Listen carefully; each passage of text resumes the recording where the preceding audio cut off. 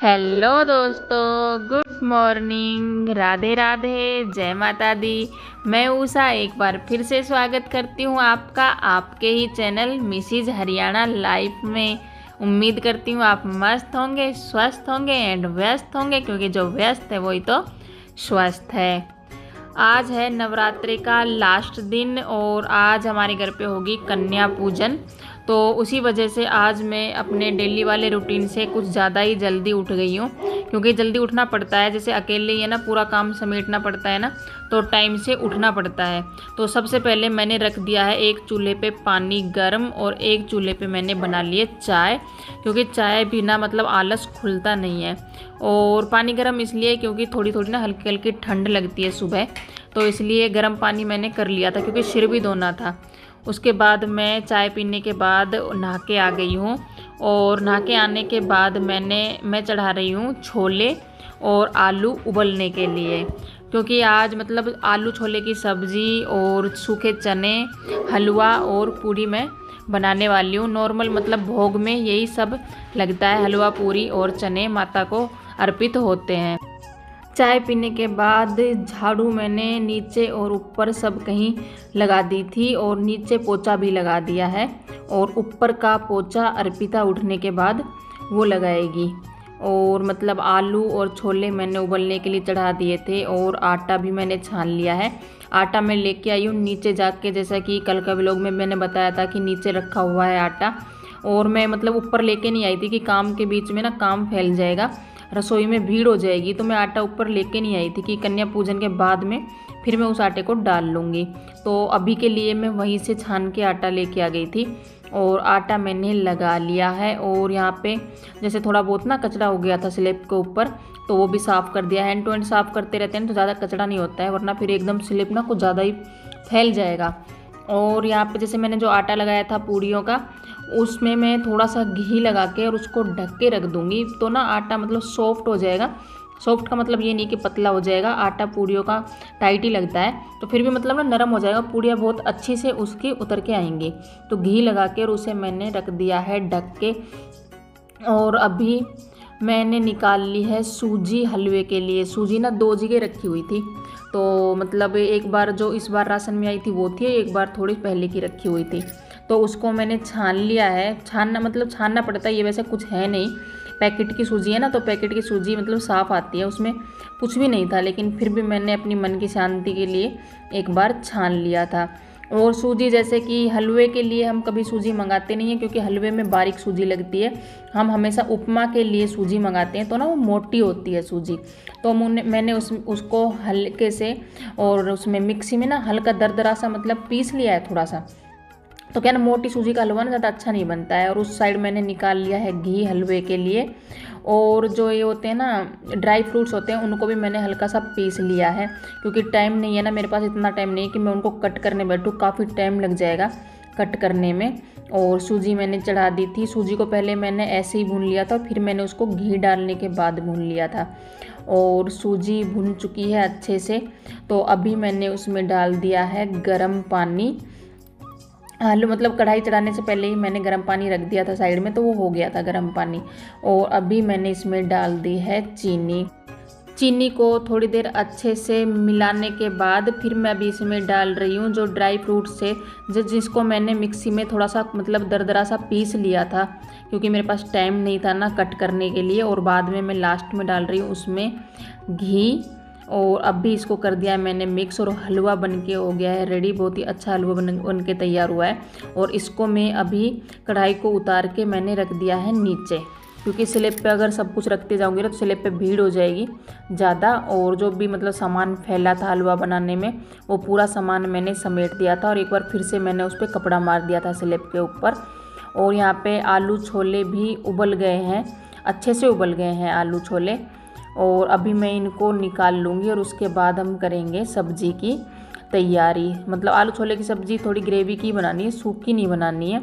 और यहाँ पे एक दो छोले मेरे नीचे भी गिर गए हैं, मैंने ध्यान नहीं किया है। और जो ये पानी है इसको मैं निकाल के रख लूँगी, क्योंकि इस पानी को हम आगे सब्जी में यूज़ करने वाले हैं।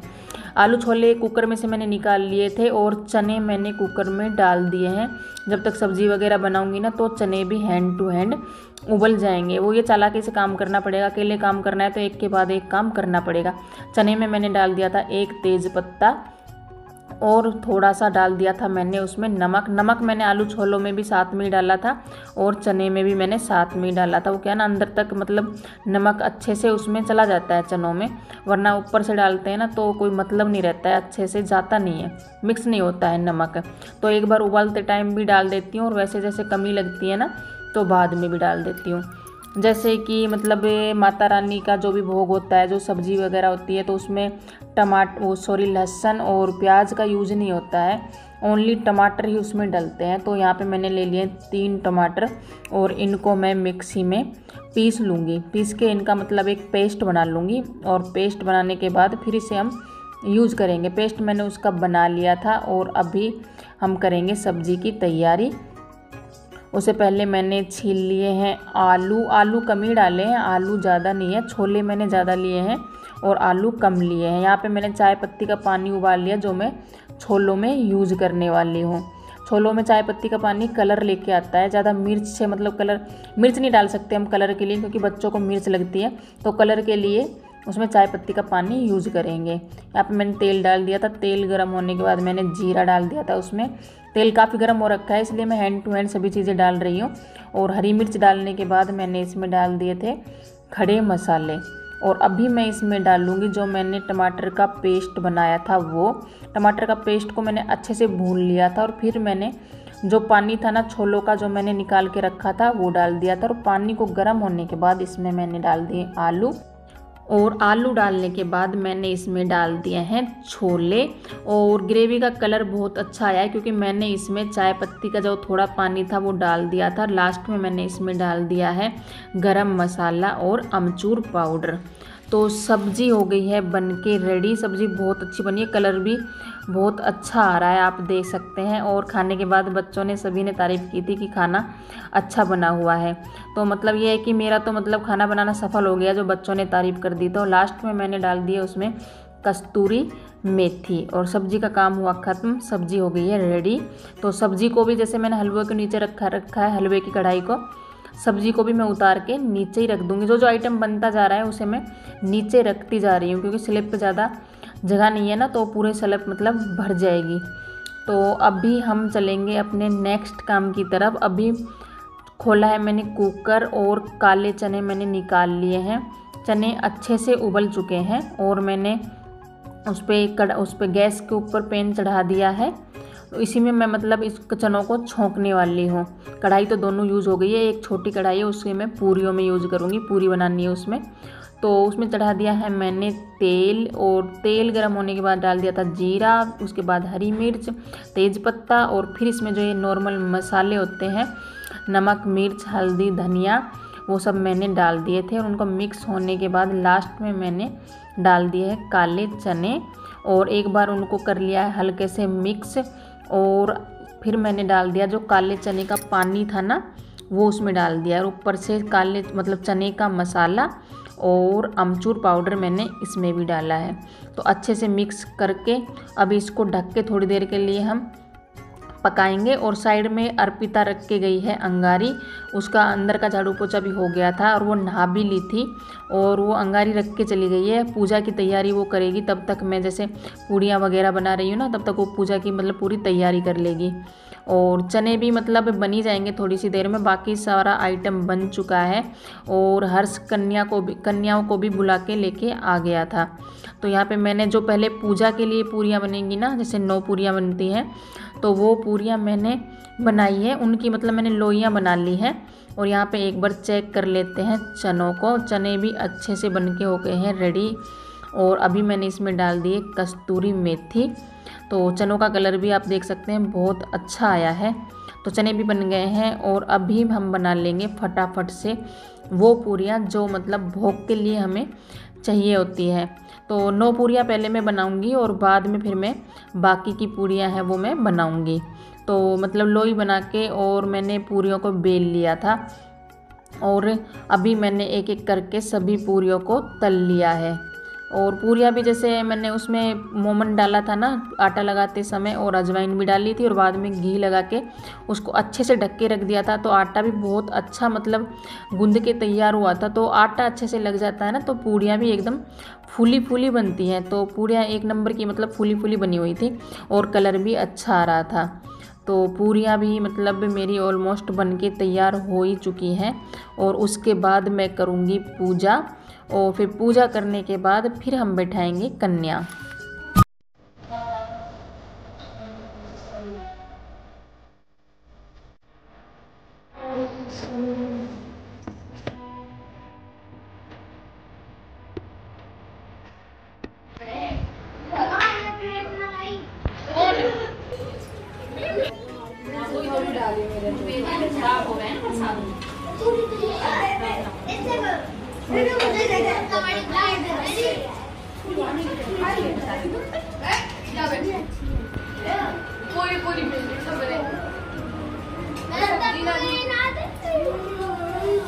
पहले थोड़ी थोड़ी सब्जी डाल रही हूँ क्योंकि हमने रोटी खा रखी है, प्रसाद है वेस्ट जाएगा। और मांग लिया।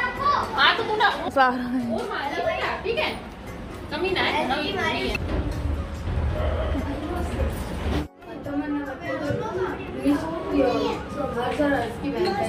केला लिया वो भीतर तरफ, लो बंदर मत ले लो।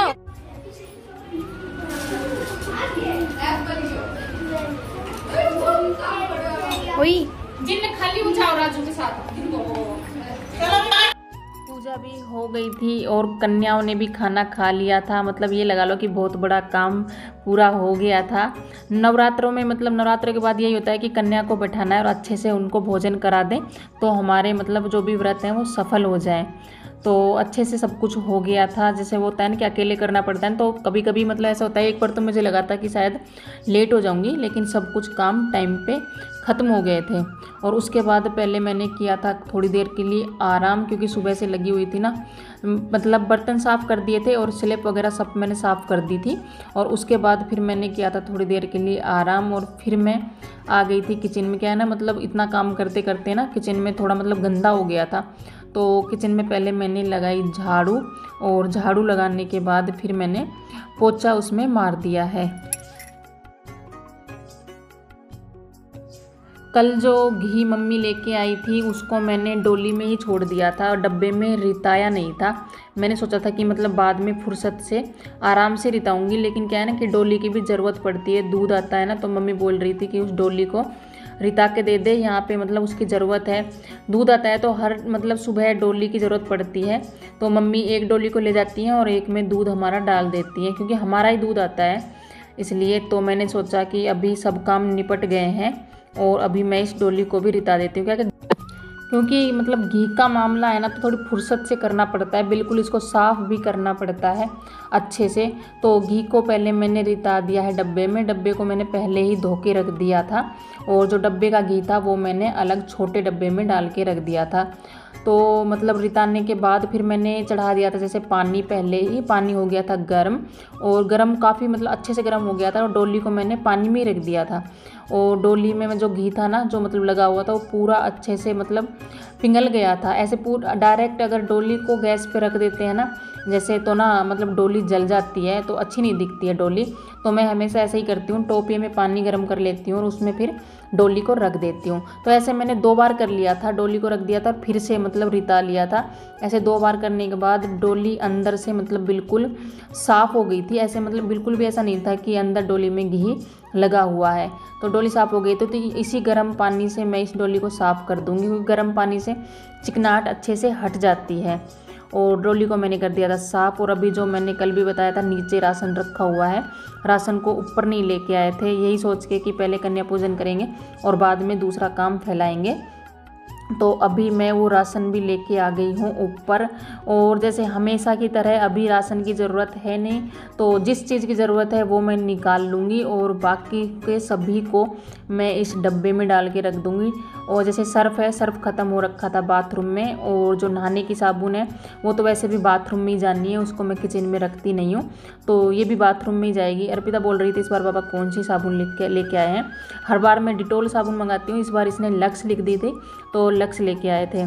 तो डब्बे में सामान आ ही नहीं रहा था, तो मैंने सोचा 2-3 पैकेट है ना वो जैसे चावलों के निकाल लेती हूँ। वैसे तो चावल है बाहर, लेकिन फिर भी डब्बे को बंद करने के लिए इसमें से कुछ आइटम मुझे निकालना ही पड़ा। तो मैंने कुछ पैकेट निकाल लिए थे और अभी हो गया है डब्बा अच्छे से बंद, और इसको रख देंगे। जब भी जिस सामान की ज़रूरत होगी उसको हम निकाल लेंगे। और तेल मैंने कल ही निकाल लिया था, कल क्यों सुबह ही निकाल लिया था तेल, क्योंकि तेल थोड़ा ही बचा हुआ था, तेल ज़्यादा था नहीं। तो तेल की बोतलें मैंने निकाल ली थी और मैंने ऊपर स्लैब के ऊपर रख दी थी। और अभी मतलब मैं जो कट्टा है हमेशा कट्टे में ही आता है आगे से, जैसे कैंटीन से लेके आते हैं ना पापा जी, तो इसमें आता है। तो इसको मैंने रख दिया था फोल्ड करके। मैं अर्पिता को बोल रही थी कि सर्फ और साबुन बाथरूम में जाके रख के आ जा, तो बोल रही थी आप रख के आ जाओ, तो वो रख के आ गई है। और इसमें मंगोड़ियाँ बंद ही नहीं हो रही थी, लेकिन मैंने फिर भी एडजस्ट करके और उसको अच्छे से बंद कर दिया है। ऐसा है कि एक बार बन जाएंगी तो फिर थोड़ा खाली हो जाएगा। यहाँ पे एक ट्रे, मतलब तीनों ही ट्रे बाहर निकली हुई थी, बड़ी छोटी उससे बड़ी सभी। तो अर्पिता बोल रही थी मम्मी बड़ी वाली ट्रे को अंदर रख दूँ क्या। मैं सोची कि रख दे, अभी तो कोई ज़रूरत है नहीं, कोई आता जाता है, जैसे ज़्यादा कप रखने पड़ते हैं ना तो ज़रूरत पड़ती है, डेली यूज़ के लिए ट्रे निकली हुई है। तो काम काफ़ी समेट दिया था। और अभी अर्पिता का मन किया कि मम्मी लो आपको मेहंदी लगा देती हूँ। कल तो लगी नहीं थी, कल मैं भूल गई थी, जैसे नवरात्रे चल रहे हैं ना, तो नवरात्रों में मेहंदी लगानी चाहिए, अच्छा लगता है। तो मेरा मन की, वैसे मेरे को मतलब ज़्यादा मेहंदी लगाने का शौक़ है नहीं, क्योंकि बैठना पड़ता है मेहंदी लगाने के लिए हाथ को लेकर, मुझे आलस आता है ऐसे बैठ कर। तो मैं फिर भी सोची कि चल लगा दे। तो ऐसा था आज का कुछ दिन। आज का व्लॉग आपको कैसा लगा? अगर थोड़ा भी अच्छा लगा तो लाइक करना, कमेंट करना, शेयर करना, चैनल को सब्सक्राइब करना बिल्कुल मत भूलना। तो मिलते हैं कल एक नई